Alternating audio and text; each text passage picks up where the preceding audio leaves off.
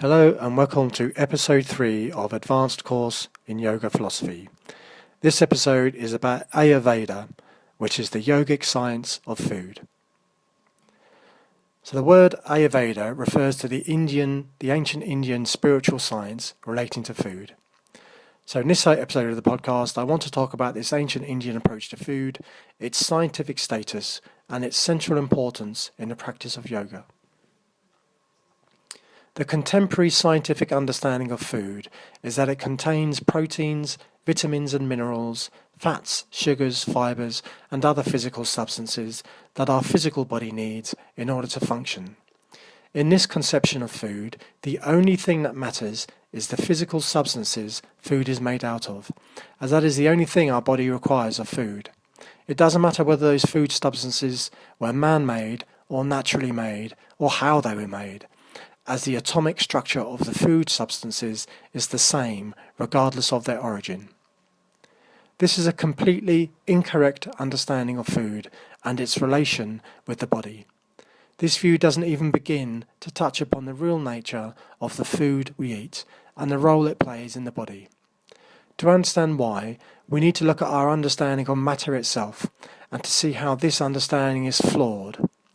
In the previous episode of the podcast, I spoke of direct seeing and the attainment of direct seeing and how this is the central goal of yoga. I spoke of how this attainment involves, amongst other things, an understanding of the nature of reality as psychic in nature and not physical in nature. I won't go over the same ground again, but I want now to explore exactly what this means when it comes to our food. It means that our food not only has a physical component to it, a component that modern science has exhaustively described, but also a psychic component. And I'm not just talking about taste as a psychic experience. I'm talking about how food determines the way that we feel, our inclinations, the type of person that we are, and the direction of our spiritual evolution. The foods we eat contain all of these qualities. They are not just physical substances that we need to eat in order to keep the physical body going. They also contain intentions, feelings, desires, memories, attitudes, preferences, and so on. In other words, the nature of matter is far more mysterious and sophisticated than modern science accounts for.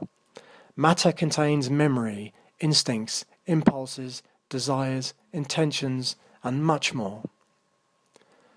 Many people are going to find this difficult to swallow, conditioned as they are into the material mode of seeing the world, and as a result, they are going to want to be provided with evidence.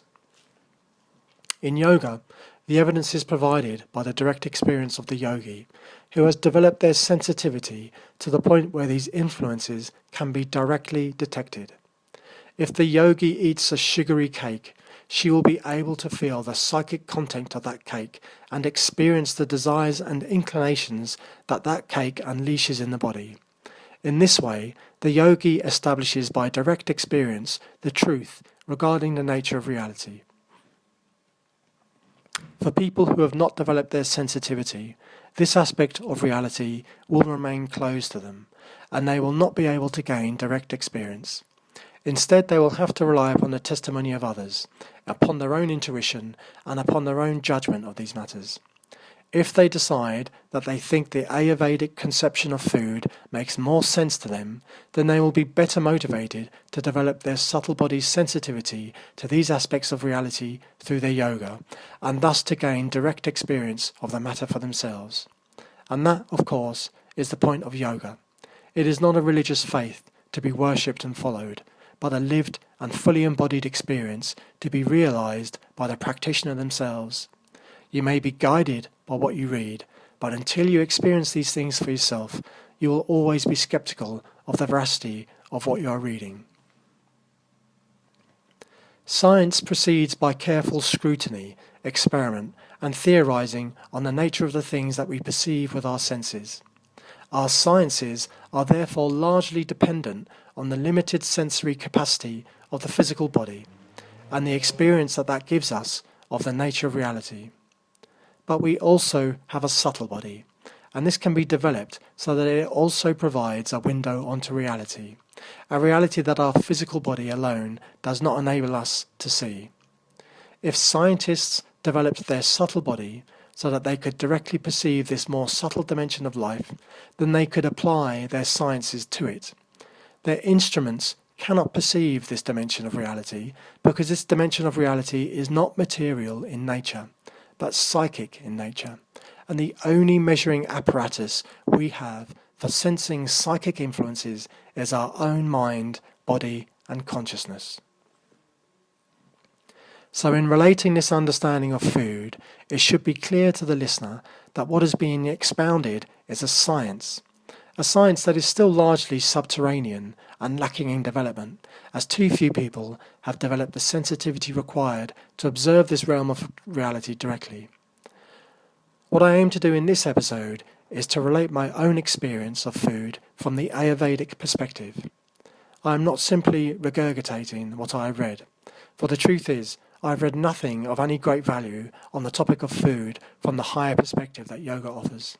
It seems to me that most people simply repeat what they have read and heard other people say, without possessing any real experience of these matters, and for that reason, the whole subject area has become confused. On this topic, you should make a clear distinction between those who speak from experience and those who simply repeat verbatim what they have read or heard and do not have any experience themselves.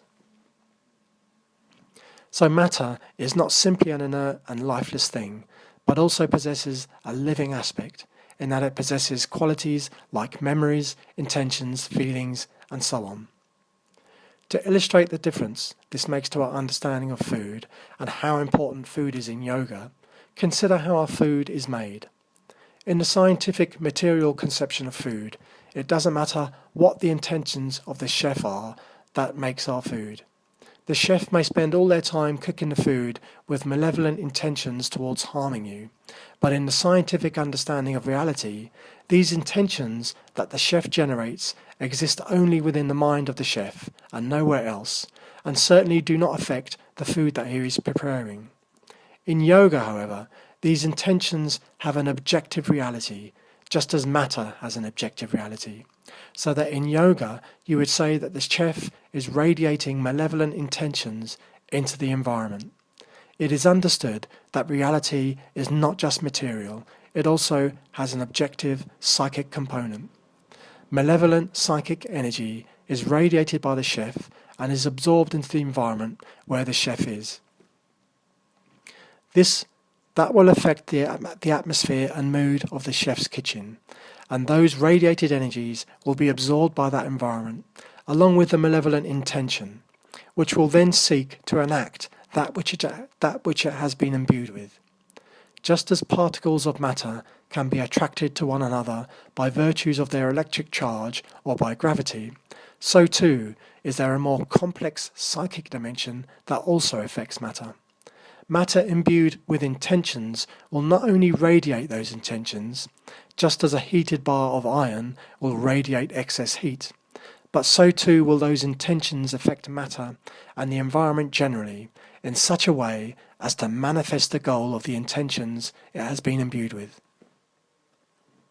So in our example of the chef cooking our food and radiating ill intentions towards us as he does so, those intentions will be absorbed into the environment. That will cause the mood and ambience of the place to change, and that in itself will serve to attract malevolent energy to it. In that way, we may one day go into the kitchen and slip over and fall with a pot landing on our head, injuring us. The injury could be mild or severe, depending on many factors. Either way, this is the hidden play of psychic influences that most people are still not aware of. When things happen to us, there are intentions behind them. Going back to our chef, although our chef has radiated a bad energy into the environment, this is not so bad for us, as even if we go into the kitchen, the energy there that is malevolently disposed towards us cannot, all else being equal, get to us, as we are protected by our body, which acts as a shield. So although we need to be very mindful of the energies of the places we frequent, and to avoid those areas that are malevolently disposed, Even if we can't avoid them, we are still protected from them by the natural protection our body offers. Just as our body protects us from germs and diseases that are invisible to us, so too it does the same for other threats in the environment that we do not perceive, such as vindictive mental intentions or feelings of hostility or anger. So our bodies can protect us to some degree from these influences in the wider environment. But the chef is also cooking our food, and our food will also be absorbing these influences. And unlike the wider environment, we will be eating our food and incorporating it into our body. In this way, we inadvertently absorb a great amount of negativity and harmful energy. The massive ill will that the chef has generated towards us as he cooked our food. This energy can be like fat and stay in our energy body, accumulating and accumulating without us ever knowing, until it gets to the point where, like lightning striking, the right energetic conditions are met and it strikes, causes us some mishap or another. You may think that not many people have chefs, and even of those that do, most of them aren't malevolently disposed. So although interesting, this isn't really a problem we need to concern ourselves with. Yet how many people buy food from takeaways, restaurants, and fast food outlets, or buy packaged food from the supermarket which they chuck in a microwave? Or how many people consider the chain of influences that our food has been exposed to before it comes to us? For example, suppose I get a takeaway from a fast food outlet like McDonald's, Burger King, KFC, Pizza Hut, and so on, which, by the way, is something I would never do, but let's suppose I did. We are dealing with staff who are low paid, rushed off their feet, tired, and possibly resentful of society, or worse, and who may spend the whole time ruminating on dark thoughts while they are preparing our food. The same is true for all food outlets, not just fast food, but the chances of ingesting food with a harmful psychic component is much higher for fast foods than other types of food that we buy and that have been cooked for us. I suspect the link between fast food and cancer or other physical ailments is more likely due to the intentions that it has been imbued with and which have been absorbed into the body by the person eating them than by any physical factor. Unless you have experienced the powerful effect that food can have on the body by the psychic energies it has been imbued with, you will not really appreciate the degree to which food is a Trojan horse through which we give direct entrance to influences which are ill-disposed towards us. But it is not just the psychic energy the food has been imbued with by the person cooking it. It is also the psychic energy that the food itself has as a result of many factors. For example, it may be non-organic food, in which chemicals have been used and whereby the land and wider environment has been used and abused in order to provide the food. This food has almost nothing in common with food that is organically grown, and which as a result has a much more wholesome and living energy imbued into it, on account of the fact it is being produced by people who care about the land and about life in general, and who as a result want to produce healthy food that enriches the land and promotes biodiversity. The psychic imprint of non-organic food is, on the whole, awful. If you imagine having a pile of dog excrement on your plate, then that is roughly analogous to what it is like if you have a sensitive, subtle body to contemplate eating non-organic food. The energetic imprint, and thus the felt experience, is very similar. Most people do not perceive it, and so they eat it. For those that can perceive this influence directly, there is very little chance that they will eat it, as they can see how disgusting it is. Of course, not all non-organic food is the same, and often the quality is not as bad as I describe. I am not able to purchase all of my food organically, as I am on too low an income, but I still manage to avoid most non-organic food, and of those non-organic foods that I do eat, I am very picky, and I will use my own sensitivity to pick out the foods that are imbued with the best quality energies. The situation is even worse when it comes to meat. Although I am vegan now, I still ate meat while I practiced yoga for a few years, but I would never recommend doing so, even without considering the suffering of other animals, which are the prime reasons for avoiding meat. The influences you imbue when you eat meat are extremely dangerous, and suffice to say that your progress in yoga will be limited as long as you do so. The more horrific the farming methods, the more that will be the case. Today, for example, the factory farming of chickens and pigs, the energies contained in those foods are positively lethal. The worst foods I have seen out there are the cheap factory-farmed pork products that supermarkets still sell. These animals have lived horrific lives of suffering and anguish, mental diseases, ill health, and derangement, and they have lived their lives surrounded by heartless people who see them only as meat and not as living beings. These energies are truly foul, and the food that comes out of such a system is not fit for human consumption and should be burned. But most of the world eats this food, and they are not all dropping down dead, so what harm is it doing? The answer is yes, the food isn't instantly killing them. That isn't how it works. If it could, it would, but it doesn't have that kind of action to it. It is an intention, a psychic intention, and not a physical thing like a bullet. This intention is a psychic energy that will accumulate in the body, and all else being equal, it will attract to the recipient experiences that mimic the kind of experiences that caused that energy in the first place. If that energy is the anguish of a factory-farmed animal, then that energy will, when it has been ingested, seek to cause the same kinds of experience in that person's life. Those are the kinds of experiences that manifest from these lower energies.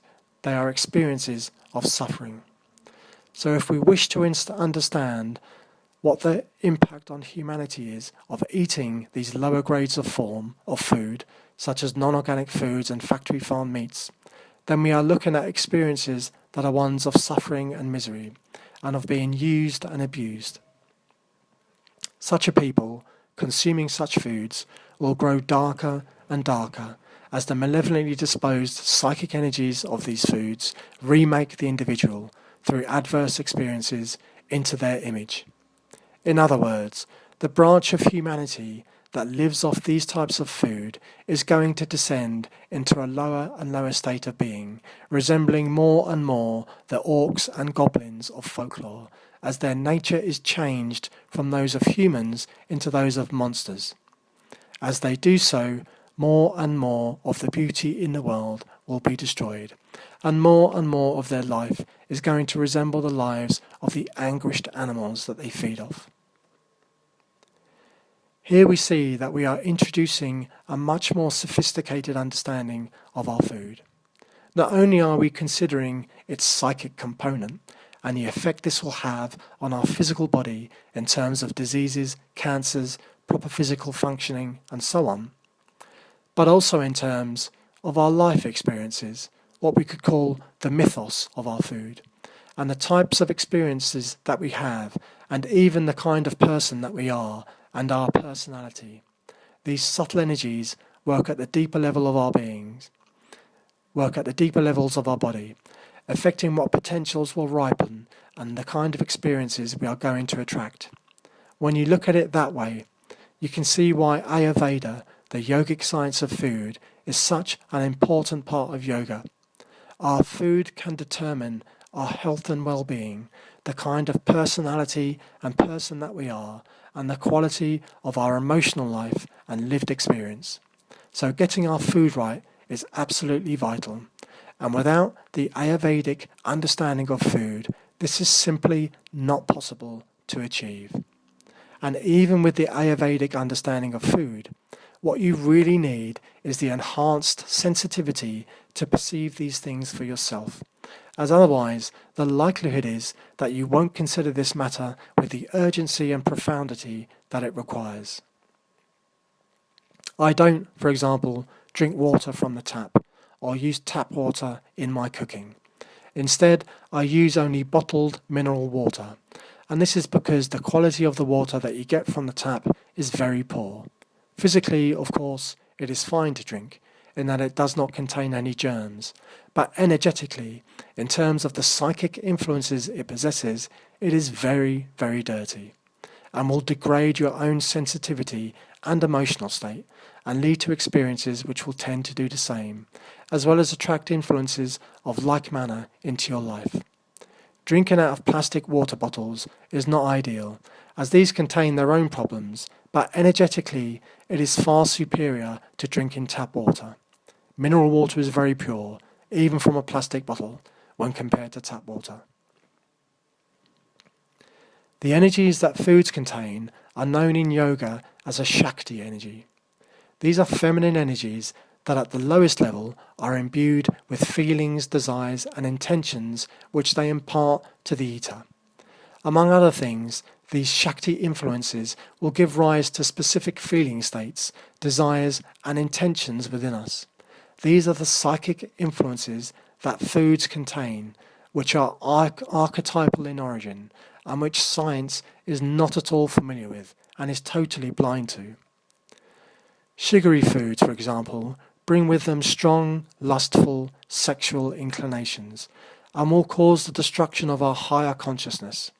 They are the manifestation of archetypal Shakti energies that are traditionally under the domain of influences such as Kali, or in the West, the Dark Mother. Any foods that have this archetypal origin will contain within them a Shakti that will be like venom to the consciousness of yoga. Sugar is not something harmless. Only spiritually ignorant people consume it, thinking it is just a sweet treat.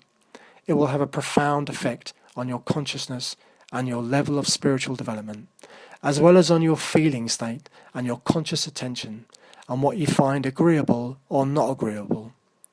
Lust is inimical to the development of the higher consciousness, as it will demand the life energies for itself in order to satisfy its particular lust, and so will deny the higher consciousness the chance to grow. It will also seek to destroy or change any ego or personality that has set its intentions towards developing the higher consciousness, and thus acting to prevent the satisfaction of lust. It is an instinctive and blind Shakti, one that is imbued with many hidden but malevolent intentions, purposes and effects, but to which the average person is blind. So you see why the Ayurvedic understanding of food is so essential to yoga. For yoga is the preeminent discipline for cultivating the higher consciousness, and in order to do so successfully, you must take great care over the food you eat.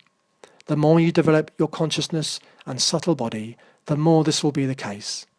Foods come from deeper minds, archetypal minds, and are imbued with their psychic influences. Food is one of the main ways archetypal forces that are not indigenous to the human body can enter the human body and pervert or condition it, leading it down a non-human path of development. The Kundalini Shakti, for example, can be cultivated by eating the right kinds of foods, so that these foods are imbued with this Shakti, and whose influence we can thus cultivate and deepen our connection to. By making ethical choices, and choices that are wholesome with regard to the food that we eat, we will be coming closer and closer into the sphere of influence of this Shakti. Its Shakti will be accumulating in our body over the course of our lives as we eat the right types of foods, and that in itself will help to create the right kind of experiences, inner states, subtle body development, and so forth that are conducive to yogic development. Furthermore, it is through accumulating the Kundalini Shakti in this manner and others that the Kundalini awakening itself is triggered and the goal of yoga achieved. So we have come a long way from the mainstream understanding of food in a very short space of time. We have seen that the food that we eat also has a psychic component referred to in yoga as a Shakti. This means the food we eat will also affect our mood, our inclinations, what we like and don't like, and also our mental state, and in the ultimate analysis, also our level of conscious development and the kind of personality that we are. These are not just minor influences, but are very profound influences. The wrong choice of food can, over time, cause the destruction of your personality, a mental and emotional breakdown, as your entire being is moulded to suit the intentions, inclinations and desires that the Shakti you are eating is imbued with. The foods we eat have an archetypal origin, and thus are imbued with a Shakti that reflects the nature and goals of that archetypal influence. If we eat non-organic food, then all else being equal, we are getting involved with malefic solar influences who are abusers of life on Earth, and who will gain more and more control over our current and future lives. If we take a good look at how the food we eat is made and the culture which gives rise to it, then we can get a clearer idea of the nature of the archetypal mind from whence it comes, and into whose sphere of influence we will be going if we eat those foods, and the kind of person that we are likely to become as a result, and the types of experiences that such an archetypal influence is likely to manifest. This is a very advanced understanding of food, and that is the kind of consciousness you get when you practice genuine yoga, and the kind of commitment that genuine yoga requires. You begin to see your entire life from the deeper archetypal perspective, and the various kinds of trajectories that your life will embark on if you do this or that or consume this or that. In this way, you are able to make more conscious choices. And even if you cannot avoid eating bad foods due to circumstances such as poverty, you can still mitigate their effects and minimize the damage they can do to you, and also be conscious of what the consequences are likely to be. Another aspect of food that is important to yoga and that I have not mentioned is its vital aspect. Whereas the subtle aspect of food, the Shakti it contains, pertains to the moon, the vital aspect of our food pertains to the sun. By this I mean that these are the fundamental archetypal influences that govern these aspects of life. Just as the sea waxes and wanes according to the cycles of the moon, so too will these aspects of foods pertain more strongly to the cycles of the sun and moon, respectively. So the vital aspect of the food we eat pertains to the sun. The vital aspect of our food can be summarized as the ability that the food we eat has in raising our vibration. This is not about developing your higher consciousness or your subtle body, but rather in your ability to feel great, regardless of circumstances. If you are feeling low, raising your vibration or increasing your own levels of vitality will, all else being equal, bring you into a happier and more fulfilled state of being. Food that is strong in vital energy is food that is alive. So typically we are talking about fresh plant food, such as a freshly picked leaf, vegetable or fruit. The further from the living state our food is, the less vital energy it contains. Fast food generally has very little vital energy, apart from the salads it may contain, and even these may be very lackluster. Food cooked from fresh, vitalized ingredients will be high in vital energy. Eating a diet high in vital energy is therefore also very important in yoga, as it increases our own levels of vitality and well-being, and enables us to proceed with our yoga, something which we are not going to do if we think that our yoga is not making us happy. I want to finish up this discussion of the yogic science of food by talking about our addictions briefly. From the perspective of food, these addictions relate chiefly to sugar, caffeine, alcohol, and meat. Most people eat these substances, and if told that they had to give these things up in order to cultivate the higher consciousness of yoga, most people would not be willing to do so, and so would discard yoga. So it is important to stress that you can still practice yoga whatever you do, but that as long as you continue to consume these addictive substances, your level of yoga development will be limited. You may decide to accept that in your current life, your level of progress will be checked by your food addictions. Or you may decide that in the future, you may be strong enough to give up one or more of these food addictions. Despite what you may feel now, it is important to realize that by practicing authentic yoga, the strength of your addictions will lessen, and the sensitivity of your subtle body will increase and change.